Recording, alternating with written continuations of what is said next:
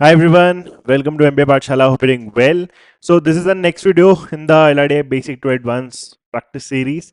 Today is day 35 of this particular series and currently we're doing logical DI. चलो start करते हैं आज के particular set से and as always before I actually start solving this particular set, first pause this video right here itself. Try this first yourself and then proceed on with the rest of the solution. Right, so I hope you would have tried this particular set. Now let's start reading this. Let's try to break this. Okay. Anyways, let's take this. Okay, perfect. Right, आ जाओ पढ़ते हैं इसको क्या दिया हुआ है. 6 candidates Anil, Amit, Ashish, Anju, Anita and Anumita have been shortlisted for the entrance test of Camity University for the MBA course. Okay. The entrance test consists of three components: written, GD and personal interview. तो तीन components है, इसी में कर लेते हैं, इसी space में कर लेते हैं. So तीन component है, written है, GD है और तीसरा क्या है हमारा PI, personal interviews. ठीक है. Initially the raw score of each candidate is in each component is noted. तो हर एक कैंडिडेट का हर एक कंपोनेंट में क्या करा हमने, रॉ स्कोर पहले नोट कर रखा है. सो हर एक पर्सन को तीनों सेक्शन में कुछ कुछ रॉ स्कोर मिलेगा. ठीक है. The weighted score of each candidate in each component is calculated by multiplying the raw score by weightages assigned to those component. तो फॉर एग्जाम्पल इसने ये बोला है कि जैसे वेटेड में कुछ रॉ स्कोर मिलेगा बट उसको हम मल्टीप्लाई करेंगे जो रिटन टेस्ट में जो भी वेटेज असाइन होगा उससे. तो फॉर एग्जाम्पल मान लो रिटन टेस्ट का वेटेज इज 1, तो 1 इंटू इसका रॉ स्कोर. जीडी में मान लो हमारा कुछ मान लो 2 है वेट, सो 2 इंटू जीडी का रॉ स्कोर. एंड पीआई पे मान लो हमारा वेट 3 है फॉर एग्जाम्पल, तो 3 इंटू पीआई का रॉ स्कोर. ऐसे हम क्या करेंगे, तीनों रॉ स्कोर्स में उनके वेटेजेस जो भी असाइंड होंगे आगे दिया होगा उसको हम मल्टीप्लाई करेंगे. देन आगे ये भी बोल रखा है the weightages assigned to the written test, GD and personal interview for the final scoring of 1 to 5 respectively. So वो नंबर भी इसने दे दिया है, वो भी लिख लेते हैं. That is 1, 2 and 5. तो रिटर्न का हमारा 1 है, जीडी का हमारा 2 है और पीआई का हमारा कितना है, 5 है. So these are the weightages assigned. The final score of each candidate is equal to the sum of the weighted scores in the three components. Right, तो फाइनल स्कोर जो बनेगा वो रॉ स्कोर से नहीं बनेगा, इंडिविजुअल रॉ स्कोर को उनके weightages वगैरह से सब मल्टीप्लाई कर दोगे. फाइनली जब तीनों के वेटेजेस के मल्टीप्लीकेशन के बाद जो फाइनल वैल्यू आएगी उसको जब आप ऐड करोगे तीनों का, that will be called the final score of that particular component. So 1 into something plus 2 into something plus 5 into something, this for every candidate, वो सब कुछ जो फाइनल आपका ऐड करके जो वैल्यू आएगी that will be called the final score of that particular candidate. Surprisingly, the final score of each candidate was 40. So 6 candidates are involved, right? तो सारे के सारे जो 6 हमारे कैंडिडेट थे उन सबका सरप्राइजिंगली एक चीज क्या हुआ, कॉमन हुआ. दैट इज उनका वेटेजेस वगैरह असाइन करने के बाद जो उनका फाइनल स्कोर निकल के आया. I also go and right the final score. वो सबका ही कितना आया हमारा, 40 आया. सो इंटरेस्टिंग पार्ट, 40 हमारा बनना है. ठीक है. Then we have these supporting four conditions also. There's a first, no one scored 0 or negative marks in any of the three criteria. तो किसी भी पर्सन का हमारा किसी भी क्राइटेरिया में 0 या फिर नेगेटिव मार्क्स तो नहीं आया है. ठीक है, तो that is a clarification kind of point, done है.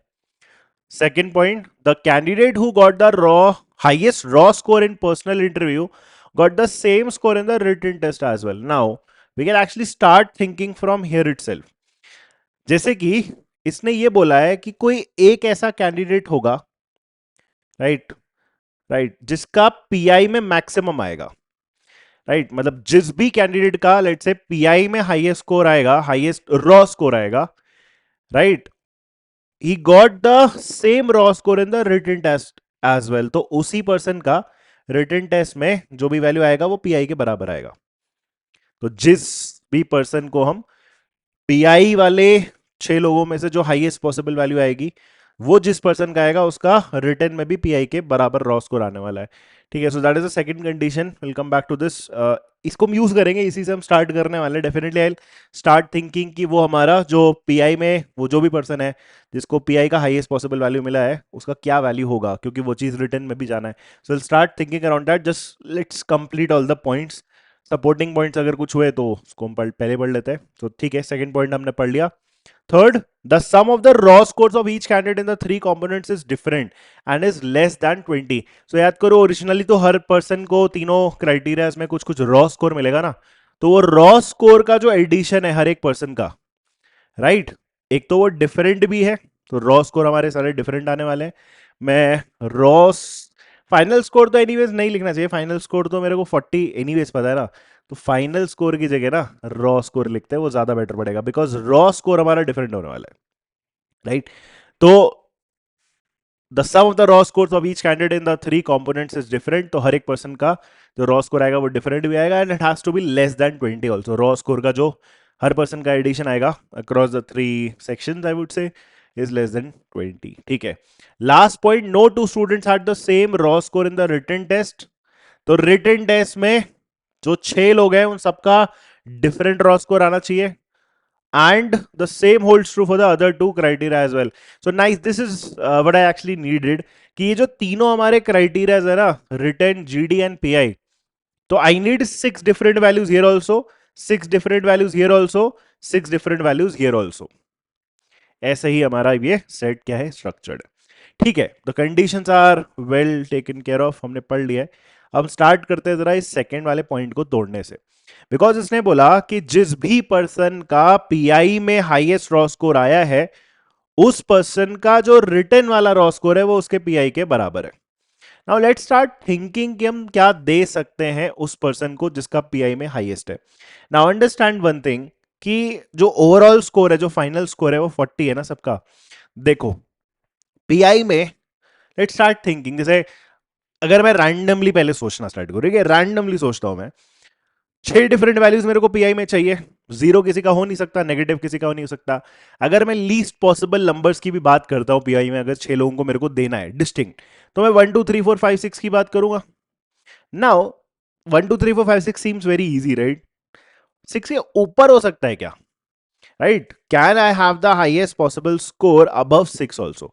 तो मैं 7 के अराउंड पहले सोचता हूं, ठीक है, 7 पे पॉसिबल है या नहीं है 40 का फाइनल स्कोर भी बनाना और रॉ स्कोर का एडिशन 20 से कम भी बनाना, क्या दोनों चीजें साइमल्टेनियसली हो सकती हैं।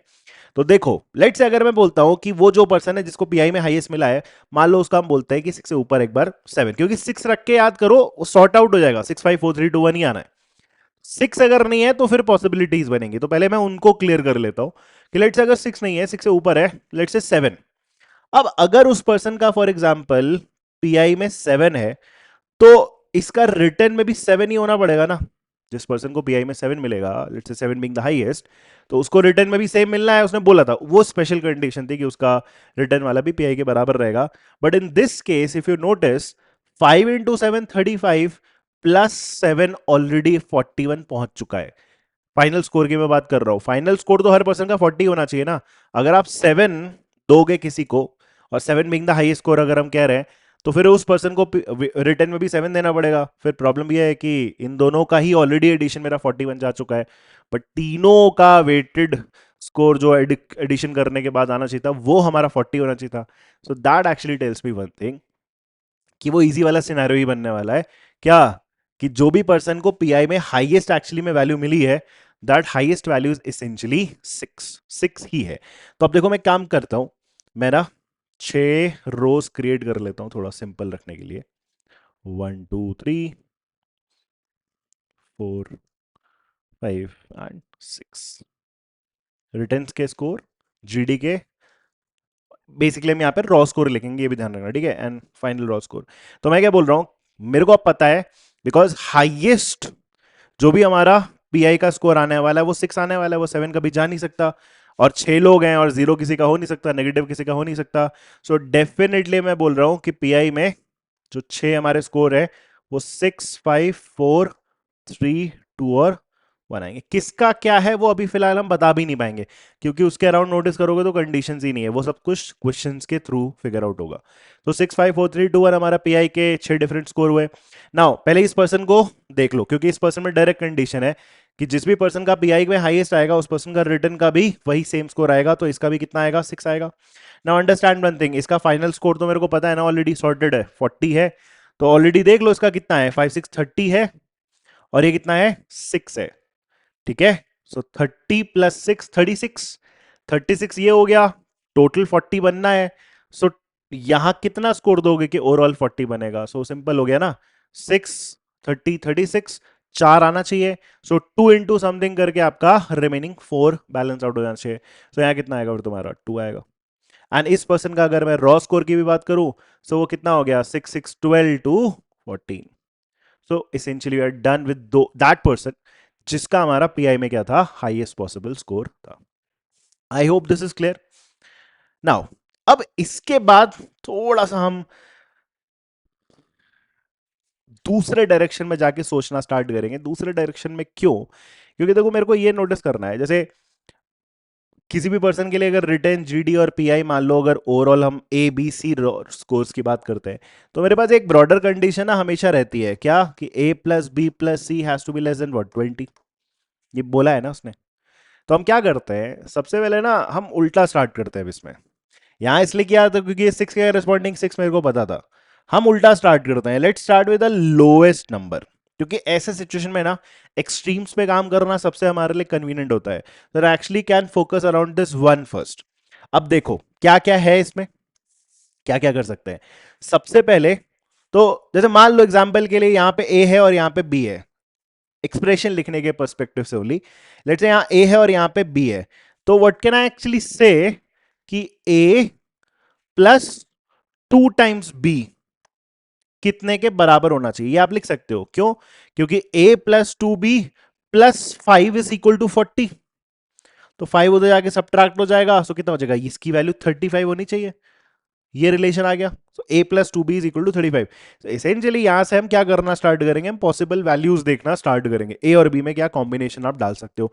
बट ऐसा है, ए और बी एकदम इंडिपेंडेंट नहीं है ना, ऐसा नहीं है कि तुमने उसमें फ्रीडम दे रखी है तुम कुछ भी बन सकते हो, नहीं बन नहीं सकते, क्योंकि हमें ये पता है कि ये तीनों का जो रॉ स्कोर है ओवरऑल एडअप करके 20 से छोटा होना चाहिए। तो ऐसा है, जैसे इस रो के लिए अगर मैं लिखूं लास्ट वाले के लिए, तो एक ये कंडीशन चल रही है, that is A plus B plus 1, क्योंकि यहां पे 1 है, this has to be less than 20। ऐसा है ना हमारे पास कंडीशन। तो एसेंशियली फिर ये ए और बी के सम पे भी एक कंडीशन है छोटा सा, कि it has to be less than 19। Now with that inequality in mind, अब हम यहां पे कॉम्बिनेशन ब्रेक करना चालू करेंगे। ठीक है, जैसे सबसे पहले एक पॉसिबिलिटी देखो, जैसे a प्लस बी हमारा लेस देन 19 होना चाहिए। इसको अगर ऑब्जर्व करो इस एक्सप्रेशन को अपने, राइट हैंड साइड वाला ऑड नंबर है, ये 2 भी है तो एक इवन नंबर है ना, इवन नंबर में एक नंबर ऐड होगा और ऑड बनेगा। So definitely can I not say कि a has to be an odd number, तभी वो एडिशन हमारा क्या बनेगा, ऑड नंबर बनेगा, तभी पॉसिबल ही है। तो ए ऑड नंबर ही हमें ट्राई करना है, तो या तो 1 होगा, या तो 3 होगा, या तो 5 होगा, या तो 7 होगा, ऐसे ही कॉम्बिनेशन जाएंगे। थिंक नाउ, राइट, अगर मैंने फॉर एग्जाम्पल ए को 1 डाला, तो फिर 2b की वैल्यू 34 होनी चाहिए। 2b की वैल्यू 34 का मतलब b मेरा कितना होना चाहिए, 17 होना चाहिए। बस अब आप ये देखो कि वो सेटिस्फाई हो रहा है, 17 प्लस 1 ए और b इज 18, 19 से छोटा, एकदम एक्सट्रीम पे 18 बैठा हुआ है, तो ये कॉम्बिनेशन चलेगा अपने को। अब मैं ये भी देखना चाहूंगा कि ठीक है चलो ये तो आ गया, बट ऐसा तो नहीं हो रहा कि इसके अलावा भी I am actually going to get possibilities. तो for example if I go add and try, let's say A की वैल्यू अगली 2, ऑर्डर में चलना, रैंडम क्यों ट्राई करें, ए की वैल्यू अगर हमने, सॉरी 2 क्यों रखेंगे, मान लो 3 रखी क्योंकि ऑड नंबर रखना है, सॉरी माय बैड। ए को अगर हमने सपोज 3 रखा, अगला ऑड नंबर, तो 3 प्लस समथिंग 35 आएगा, तो इसको कितना होना पड़ेगा, 32 होना पड़ेगा ना। लेकिन 32 अगर 2b की वैल्यू है तो b को कितना होना पड़ेगा, 16। देयर लाइज द प्रॉब्लम, क्यों, क्योंकि 3 प्लस 16 ऑलरेडी हमारा 19 है, but I needed a plus B to be less than 19, तो इसका मतलब ये पॉसिबिलिटी नहीं होगी। And if you think logically how the pattern goes in these kind of expressions, इसमें हमारा अगर प्रॉब्लम आया ना तो इसके ऊपर जाओगे तब भी प्रॉब्लम आएगा। चेक भी कर लो, क्लैरिटी आ जाएगी। 5 अगर आप ट्राई करोगे पैटर्न के हिसाब से यहाँ पे 15 आना चाहिए, वो भी देख लो। 5 है तो 30 बनना चाहिए, 2b अगर हमारा 30 है तो b कितना होगा 15। तो वही था, पैटर्न हमेशा फिट होता है ऐसे एक्सप्रेशंस में। सो 5 प्लस 15 और प्रॉब्लमैटिक है, वो तो 20 बना रहा है, हमें लेस देन 19 चाहिए था। What does this tell me कि भाई ये वाला जो लास्ट वाला रो है जिसमें अपने पीआई में जिस भी पर्सन को अपन ने 1 दिया है उस पर्सन के ए और बी मतलब रिटर्न और जीडी के जो वैल्यूज है they will be 1 and 17 respectively. तो यहां 1 आएगा और यहां पे कितना आएगा 17 ही आएगा, राइट। 1 एंड 17 परफेक्टली फिट होगा।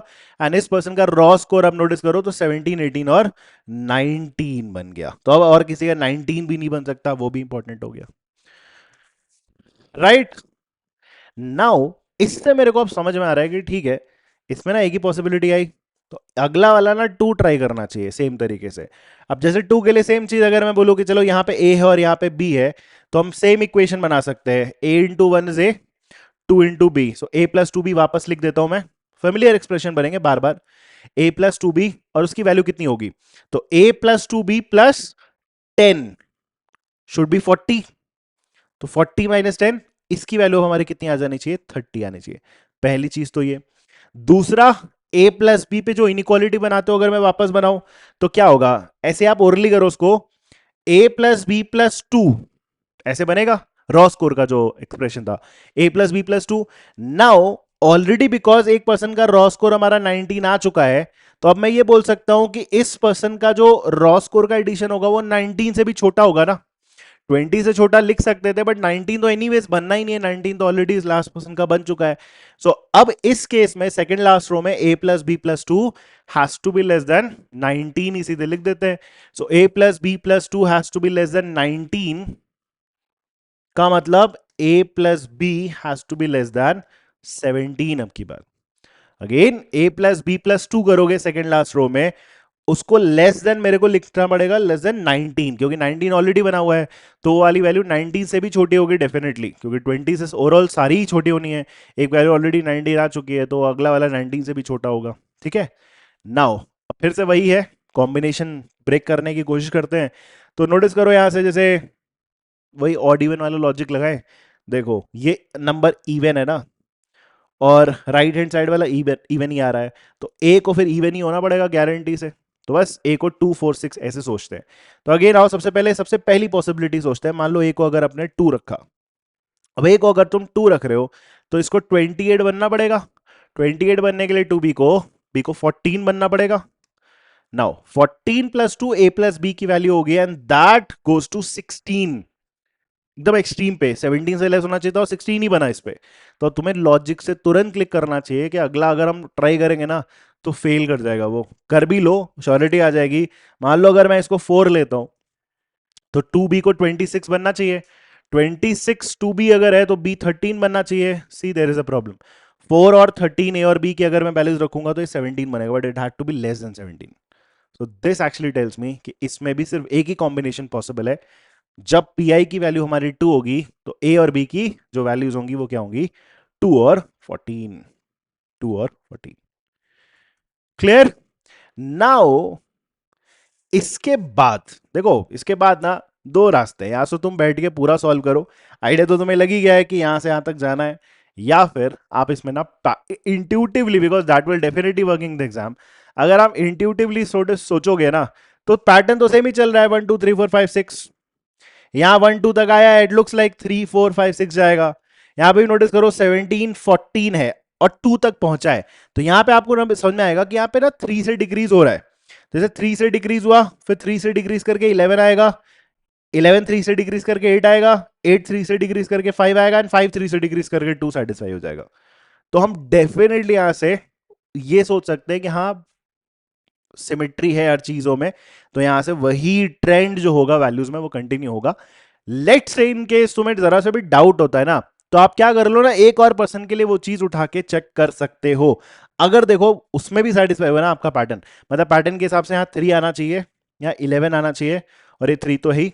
अगर उसमें भी चीजें फिट हो गई तो उसके बाद मत करना, बिकॉज ये आपको चीख चीख के बोल रहा है कि यार देखो पैटर्न है, visualize that pattern and fill this entire table. उसके बाद कर रहे हो फिर तो आप टाइम वेस्ट कर रहे हो। बट हाँ चलो, शॉर्ट होने के लिए अगर आप एक और करना चाहो तो कर सकते हो। फर्स्ट ऑफ ऑल ये रॉ स्कोर कितना था, 2 2 4 और ये 18। इसमें भी देखो आपको पैटर्न दिखेगा, 19 18 17 16 15 and 14। But let's also do the this third last one, अपने आप क्लियर हो जाएगा। तो बात वही है, ए और बी अगर होंगे यहाँ पे तो ए प्लस टू बी बनेगा, A plus two B plus 15 is 40, तो 15 से आके सब्ट्रैक्ट होगा तो 25 बनेगा आपकी बार।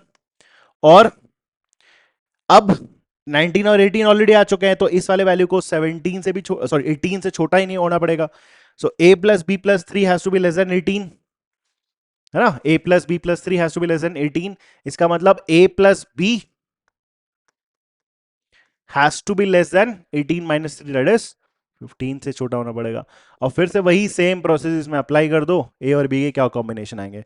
फिर से नोटिस करो, राइट हैंड साइड आपका ऑड है, ये इवन है, तो इसको ऑड ही होना पड़ेगा। ए को अगर मैं फॉर एग्जांपल 1 रखता हूं, ठीक है, ए अगर मैं 1 रखता हूं फॉर एग्जांपल, तो 24, सो बी की वैल्यू कितनी हो जाएगी तुम्हारी, 12 हो जाएगी, ठीक है। सो अच्छा, 1 तो हम रख नहीं सकते बाय द वे, 1 तो हमारा अलाउड ही नहीं हुआ ना, क्योंकि 1 हम ऑलरेडी रिटर्न में दे चुके हैं, सो 1 तो पॉसिबल भी नहीं है, तो ये गया इस रीजन से।